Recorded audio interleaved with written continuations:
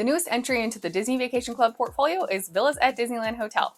VDH went on sale to existing DVC members on May 2nd and to the general public for any non-members on May 30th. You may be considering buying in, so today we are going to go over some pros and cons of buying at Villas at Disneyland Hotel. Hey everyone, I'm Jacqueline for Pixie Dust PhD. If you do find this information helpful, please be sure to like the video as well as subscribe to the channel. You can then ring the bell icon to receive notifications whenever I upload new videos. Before we go over pros and cons of ownership at Villas at Disneyland Hotel, let's go over some of the facts we know about the resort. First, there are 344 total rooms. 38 of these are duo studios and 265 of these are deluxe studio villas. Then there are 19 one-bedroom villas, 20 two-bedroom villas, and 2 grand villa 3-bedroom accommodations. Unlike most DVC resorts you may be more familiar with, it is worth noting that most of the duo and deluxe studios will not have a patio or balcony. As far as occupancy goes, duo studios will sleep up to 2 and deluxe studios up to 4. One bedrooms can accommodate up to 5, 2 bedrooms up to 9, and 3-bedroom grand villas up to 12 guests.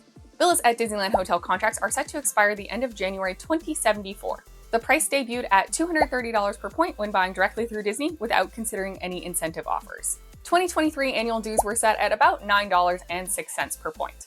And for anyone staying at Villas at Disneyland Hotel on points, you will be assessed a transient occupancy tax. This debuted at about $2.73 per point, and you pay that at checkout.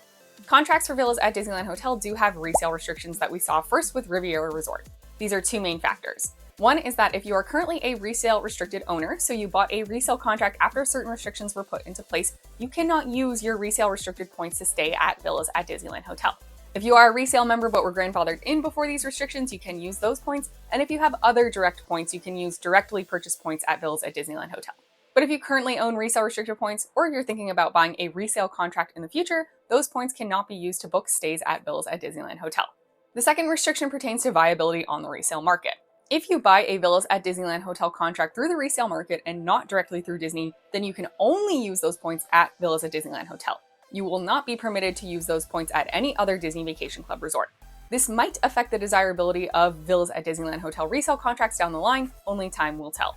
But the points being restricted for anyone who buys that contract on the resale market to one resort is only something we've seen so far for Riviera Resort and now Villas at Disneyland Hotel.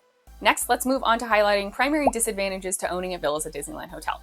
The initial purchase price is fairly high, though buying directly through Disney pretty much always is. It is likely this initial purchase price will continue to go up, so even though it is high, right now if you are planning on buying direct, it is probably the lowest it will be. It is still too soon to tell what these contracts would go for on the resale market, though it's generally a safe bet that buying a contract directly through Disney will always cost more than buying that same home resort on the resale market. The base rate for annual dues at $9.06 per point is quite high. These may not get raised very much over the next 3 to 5 years or so, but generally speaking, annual dues do always increase over time. Typically, it's around 3 to 4% per year. This absolutely can vary. It can be as low as less than 1%. We've seen as high as over 8% in 1 year. But just keep that annual dues rate in mind. You are paying those on a per point basis for the lifetime that you own the contract. Annual dues definitely add up over time. Then there's also the transient occupancy tax for when you stay at Villas at Disneyland Hotel on points. Transient occupancy taxes are not entirely new. This is also assessed out at Aulani as well as Villas at Grand Californian. However, the rate we're seeing for this tax at Villas at Disneyland Hotel is certainly higher than we've seen previously for Disney Vacation Club resorts. Be sure to mentally factor in that tax cost for stays at Villas at Disneyland Hotel on points. Depending on what size accommodations you'll need for your travel party, there are not a lot of larger sized accommodations. In my opinion, there are very few 2-bedroom villas.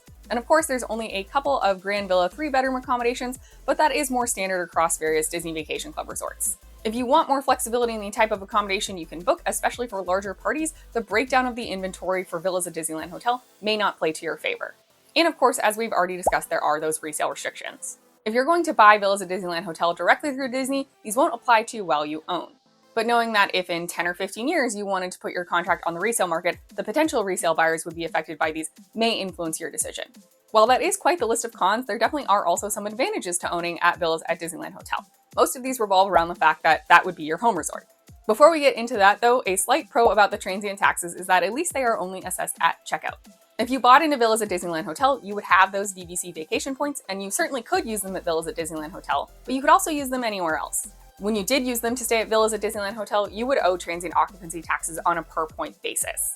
But if you use those points for anything else, like a stay at Walt Disney World, then you're not paying those taxes. So there is the small pro that your transient occupancy taxes are not wrapped up into your annual dues, so you are only paying them when you are staying at Villas at Disneyland Hotel. And additionally, I believe anyone staying at Villas at Disneyland Hotel on points will pay this transient occupancy tax. It is not only assessed to owners. But overall, as I said, a home resort in Disneyland is probably the biggest draw here. Prior to this tower being built at the Disneyland Hotel, the only DVC option in Disneyland was the Villas at Grand Californian. And those are amazing, but the total inventory is only a maximum of 71 rooms at any given time.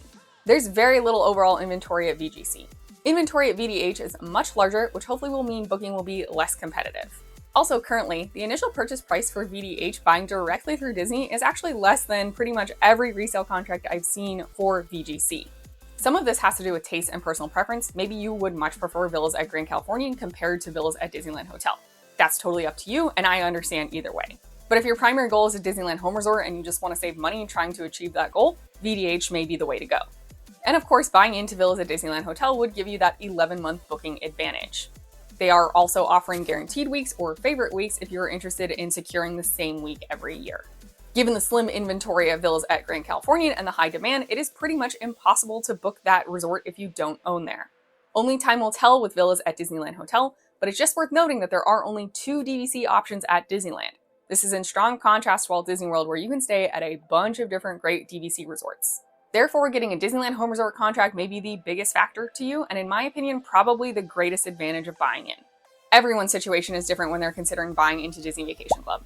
There are just so many factors to consider, such as where you want your home resort, how big your travel party is, when you would normally travel, so what travel period that would fall in, and therefore how many points you would need to buy.